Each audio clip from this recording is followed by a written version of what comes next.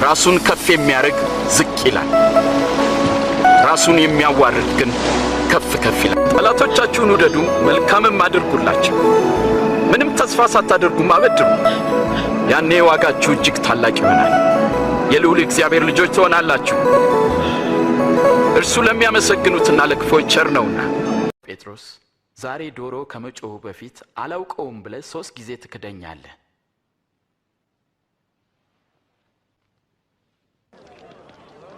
ይህ ሰው ከኢየሱስ ጋር ነበር። ሴትዮ የምትዩን ሰው አላውቀውም። አብረው አይቻቸዋለሁ።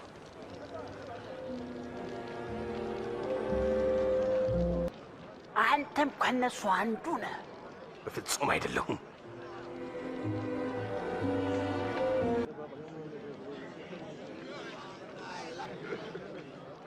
እርሱ የገሊላ ሰው ነው።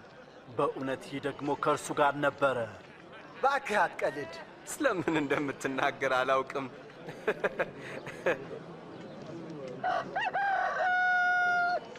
ኢየሱስም ዘወር ብሎ በቀጥታ ጴጥሮስን አየው።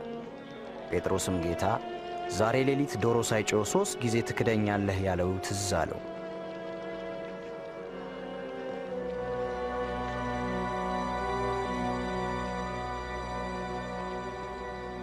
እስቲ ልንገርህ፣ ገንዘብ የተበደሩ 2 ሰዎች ነበሩ። አንደኛው 500 ሌላውም 50 ተበደረ። ሁለቱም መመለስ አልቻሉም። ባለቤቱም ዕዳቸውን ተወላቸው። ታዲያ የትኛው ነው ይበልጥ የሚወደው? እንደሚመስለኝ ብዙ ይቅር ያለውን የሚወድ ይመስለኛል። ትክክል ነህ።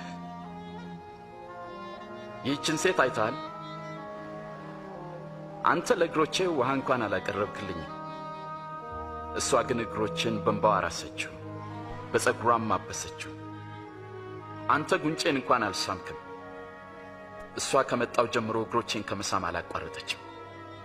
አንተ ለራሴ የወይራ ዘይት አልሰጠኸኝም።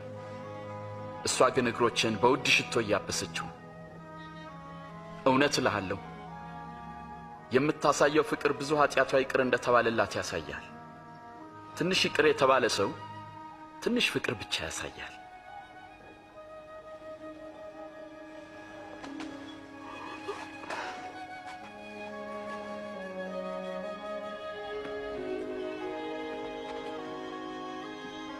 ልጄ ሆይ ኃጢአትሽ ተሰርዮልሻል፣ እምነትሽ አድኖሻልና በሰላም ሂጂ።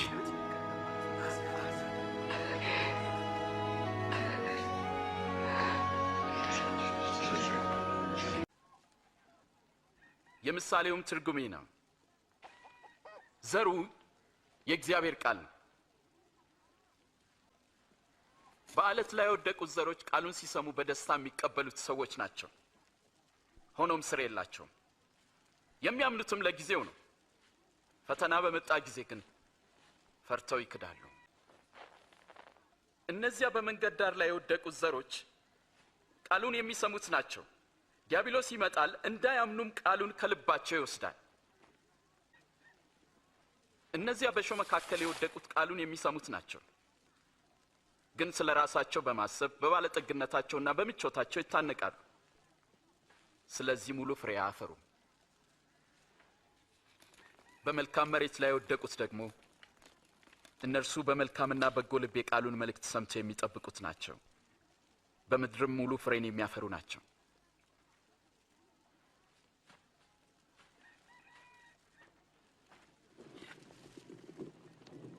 መብራትን አብርቶ በእንቅብ የሚከድነው ካልጋ ስርም የሚያኖረው የለም፣ ከዛ ይልቅ በመቅረዝ ያኖረዋል።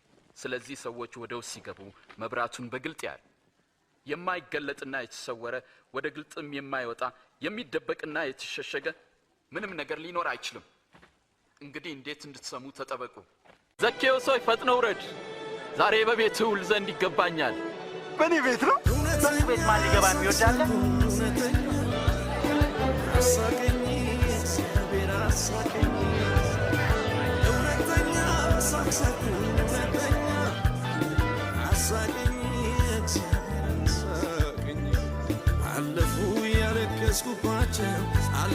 ስሙኝ፣ በእጄ ካለው ሀብት ከፊሉን ለድሆች እሰጣለሁ። ማንንም ሰው በሐሰት ከስሼ እንደሆነ 4 እጥፍ ጨምሬ መልሳለሁ።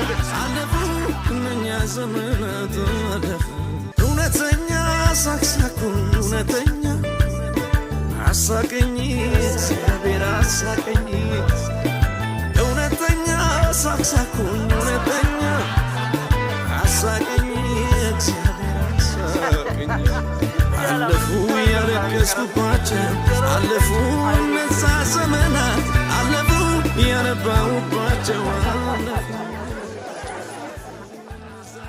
እርሱ ደግሞ የአብርሃም ልጅ ነው። ዛሬ ለዚህ ቤት በርግጥ መዳን ሆኖለታል። የሰው ልጅ የጠፋውን ሊፈልግና ሊያድን መጥቷልና። ሳቅሳኩኝ እውነተኛ አሳቀኝ